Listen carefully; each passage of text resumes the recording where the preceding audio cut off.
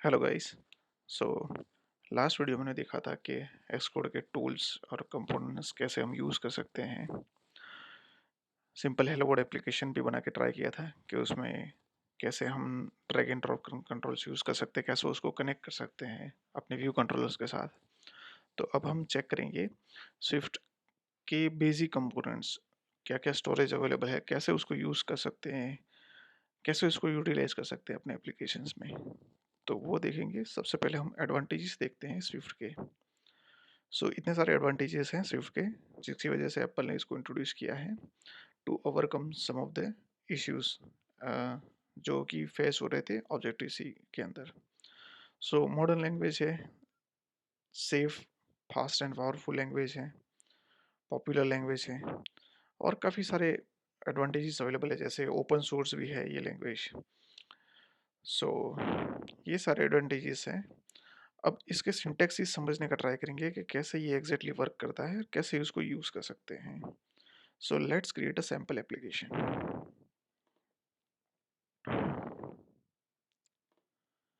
तो यहाँ पे हम एक सैम्पल एप्लीकेशन क्रिएट कर लेते हैं। स्विफ्ट लैंग्वेज सिलेक्ट किया है, बाकी सब एज इट इज।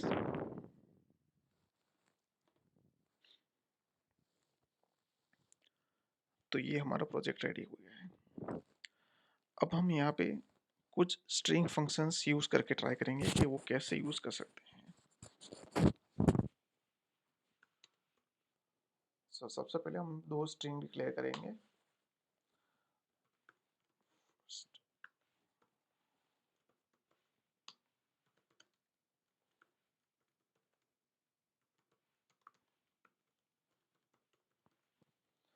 हमने सबसे पहले स्ट्रिंग डिक्लेयर कर दी है यहाँ पे।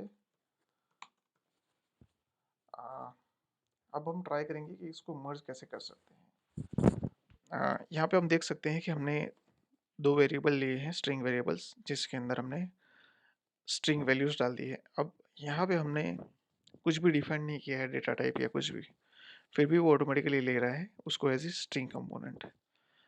ये इसका मेजर एडवांटेज है कि अनलाइक ऑब्जेक्टिव सी, जहाँ पे हमको डिफाइन करना पड़ता था कि क्या डेटा टाइप हम यूज़ करने वाले हैं, यहाँ पे हमको डिफाइन नहीं करना पड़ रहा है। ये इसका मेजर एडवांटेज है। फिर यहाँ पे कोई सेमी कोलन या ऐसा कुछ भी यहाँ पे रखने की ज़रूरत नहीं, वो ऑटोमेटिकली डिटेक्ट कर लेगा जैसे ही हम न्यू लाइन में लेते हैं। फिर दूसरा एक ऑप्शन है कि यहाँ पे हम दो ऑप्शन अवेलेबल होते हैं, या तो हम वेयर डिक्लेयर कर सकते हैं या लेट डिक्लेयर कर सकते हैं। तो इन दोनों में डिफरेंस क्या है? कोई भी वेरिएबल हमको उसकी वैल्यूज जो है वो डायनेमिकली चेंज करनी है, या वो चेंज हो सकता है इन फ्यूचर, तो उसको हमको वेयर डिक्लेयर करना पड़ेगा। और अगर कोई वेरिएबल ऐसा है जो कि स्टैटिकली डिफाइंड है, उसकी वैल्यू कभी भी चेंज होने वाली नहीं है, तो उसको हम लेट डिक्लेयर कर सकते हैं। अभी के केस में हम उसको वेयर रखेंगे।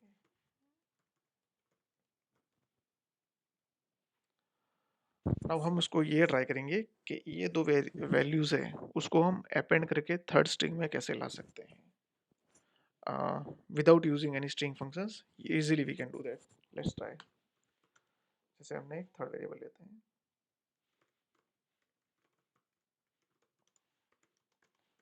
इनिशियली इसमें कोई भी वैल्यू नहीं है अभी, तो वो ब्लैंक दिखा रहा है।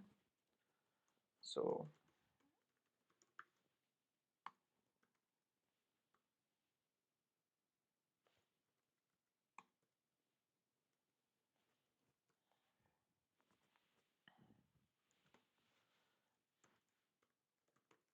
अब हमें क्या करना है, माई फाइनल स्ट्रिंग के अंदर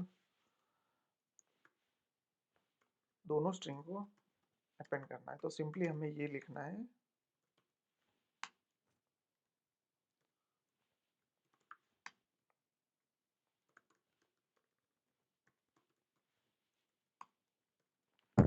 तो जैसे ही हम प्लस लिखेंगे वो ऑटोमेटिकली डिटेक्ट कर लेगा कि ये स्ट्रिंग टाइप की वैल्यूज है, तो उसको वो अपेंड करेगा।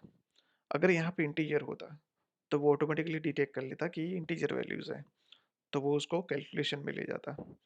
सो हियर इज ऑल्सो हमें कुछ डिफाइन करने की ज़रूरत नहीं है, वो ऑटोमेटिकली सारा डिफाइन करके अपने हिसाब से जो भी रिलेवेंट फंक्शंस है वो अपने आप कॉल कर लेता है। सो हम देखेंगे कि उसकी वैल्यू क्या आ रही है अभी वहाँ पे।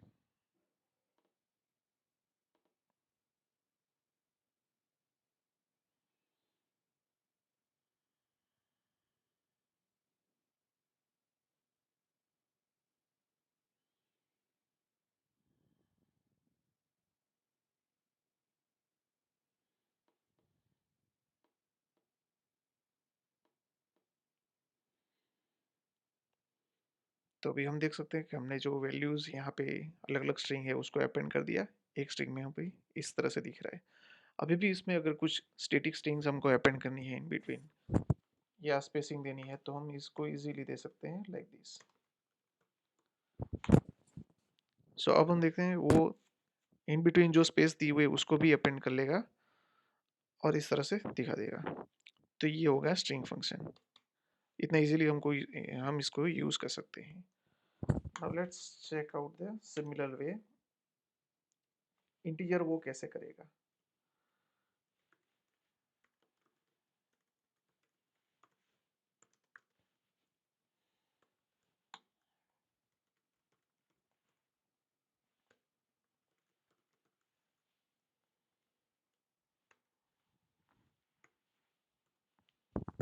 सो हमने यहाँ पे दो वेरिएबल डिक्लेयर किए हैं।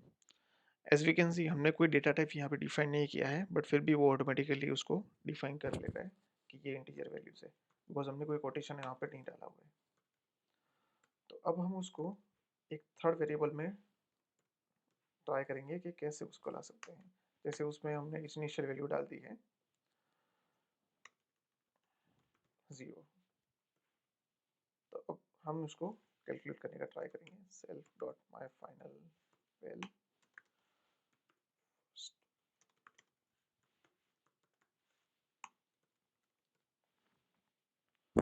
तो अभी इस केस में वो ऑटोमेटिकली डिटेक्ट कर लेगा कि हम जो समेशन अभी कर रहे हैं वो एक्चुअल में स्ट्रिंग नहीं, वो इंटीजर वैल्यू है। तो वो उसको एडिशन करके, इस केस में उसने क्या किया था, उसने अपेंड किया था। इस केस में वो एडिशन फंक्शन कॉल करा के हमको वैल्यूज दे देगा। सो हम चेक करेंगे वो वैल्यू आ रही है कि नहीं आ रही है।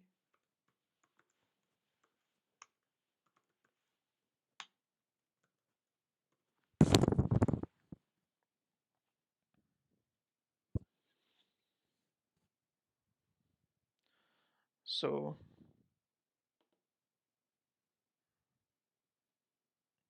यस, आई थिंक हमने यहाँ पे एक मिस्टेक की है।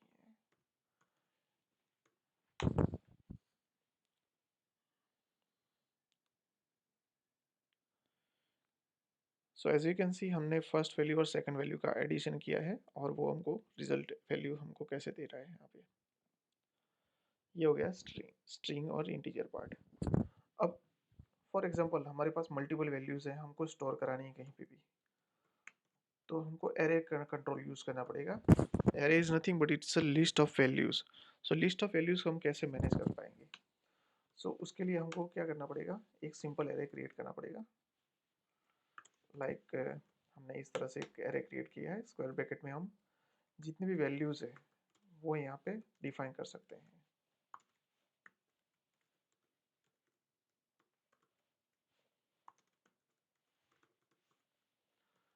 लेट्स से हमारे पास अभी 3 वैल्यूज हैं। हम इसको प्रिंट करके चेक करेंगे कि आ रहा है कि नहीं आ रहा है।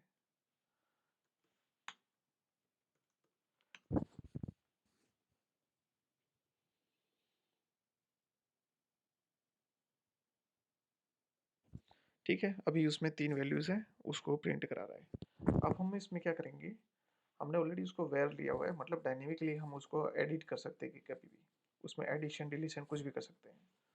तो अभी हम ट्राई करेंगे, उसमें एक नई वैल्यू ऐड करेंगे। सेल्फ डॉट मायरे न्यू एलिमेंट। यहाँ पे हम कोई भी वैल्यू ऐड करना हो तो कर सकते हैं। तो हमने एक नई वैल्यू इसमें डाल दी है। लेट्स से हम और एक वैल्यू डाल देते हैं इसमें।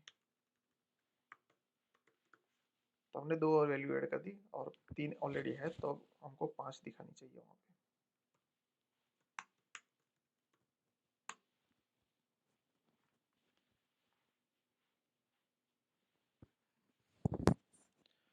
As we can see initial value ये थी। अब हमने एरे को दो वैल्यूज और अपेंड करके दे दी है, तो अभी उसमें 5 वैल्यूज दिखा रहा है। लेट्स से अब हम इसमें से कुछ रिमूव कर लेते हैं वैल्यूज। सो सिंपली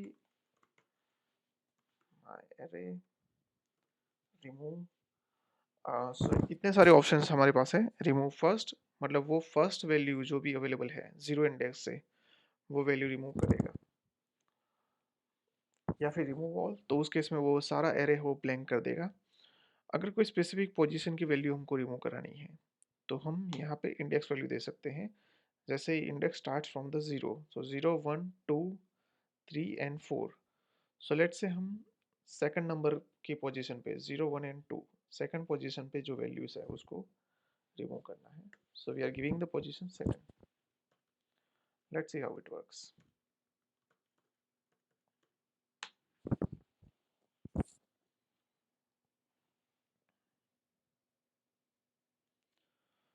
सो अभी हम देख सकते हैं कि उसने थर्ड थर्ड जो है नंबर है, यानी कि जीरो फर्स्ट एंड सेकंड, तो सेकंड पोजीशन पे जो भी सेकंड इंडेक्स पे जो भी वैल्यूज है उसको रिमूव करके हमको रिजल्ट दे दिया। सो इस तरह से हमको यूज कर सकते हैं।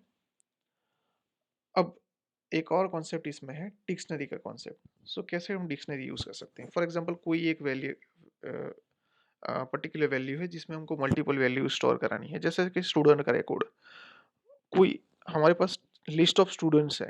अब फॉर एग्जांपल कोई स्टूडेंट के पास का इनर डिटेल्स है, वो कैसे स्टोर करा सकते हैं हम।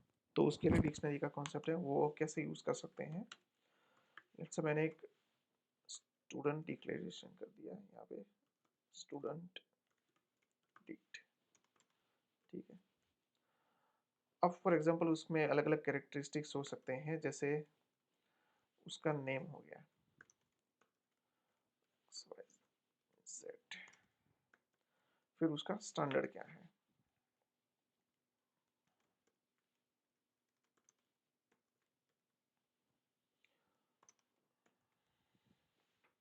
फिर उसकी स्ट्रीम,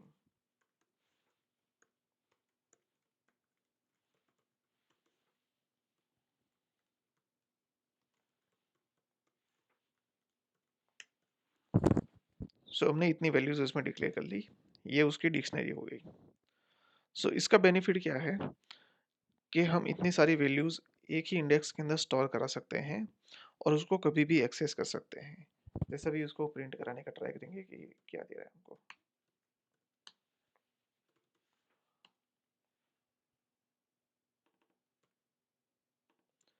सो अभी हम उसका पूरा जो रिकॉर्ड है वो रिकॉर्ड फेच करा के ट्राई कर रहे हैं कि वो आ रहा है कि नहीं। सो ये पर्टिकुलर जो स्टूडेंट है उसका पूरा रिकॉर्ड हमको यहाँ पे दिखा रहा है। इसमें कितनी भी सारी हमको वैल्यूज स्टोर करानी हो हम करा सकते हैं। अब फ्लेट से हमको सिर्फ उस स्टूडेंट की स्ट्रीम चेक करनी है, तो कैसे कर सकते हैं।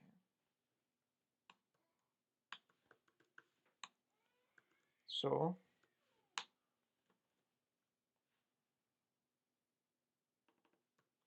हमें सिंपली यहाँ पे जाके उसकी स्ट्रीम दे देनी है।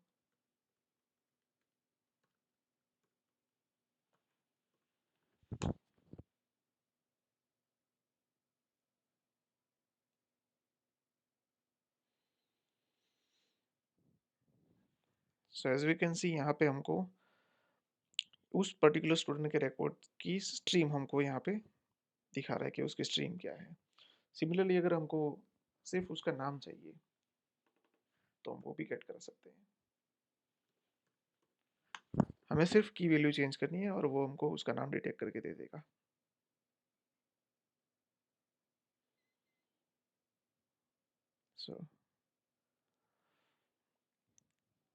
सो this is how we can maintain. So ये चार उसके मेन कंपोनेंट है। और एज हम देख रहे हैं कि हमने किसी में भी कोई भी डेटा टाइप डिफाइन नहीं किया हुआ है, वो ऑटोमेटिकली ले रहा है। ये स्विफ्ट का मेजर एडवांटेज है। ना ही हमको कहीं पे सेमीकोलन करने की ज़रूरत पड़ रही है, वो सारा कुछ ऑटोमेटिकली डिटेक्ट कर रहा है सारा। सो ये एग्जीक्यूशन टाइम तो बढ़ा ही दे रहा है, बट उतना काम भी उसमें कम करना पड़ रहा है कि हमें कोई भी डेटा टाइप वैल्यूज डिफाइन नहीं करनी पड़ रही है, वो ऑटोमेटिकली डिटेक्ट कर रहा है। जब भी हम डिक्लेयर करते हैं और उसमें वैल्यू असाइन करते हैं, वो automatically on basis of the values वो डेटा टाइप ले रहा है। और कैसे हम उसमें स्ट्रिंग फंक्शन भी परफॉर्म कर सकते हैं without using any inbuilt string components, और कुछ भी लॉजिक लिखने के बिना हम उसको अपेंड कर लेते हैं इजीली स्विफ्ट के अंदर। So that's all for this video. Next video में हम देखेंगे कि उसमें और क्या क्या कंपोनेंट्स अवेलेबल हैं, और एडवांस एप्लीकेशन कैसे बना सकते हैं, और एडवांस तरीके से एरे और डिक्शनरी स्ट्रक्चर को कैसे यूज़ करके हम बड़ा रिकॉर्ड अगर मेंटेन करना है तो वो कैसे कर सकते हैं, और ऑल्सो उसको स्टोरी बोर्ड में कैसे फेच कर सकते हैं, वो सारी चीज़ें हम नेक्स्ट वीडियोस में देखेंगे। So that's all for this video. Thank you guys.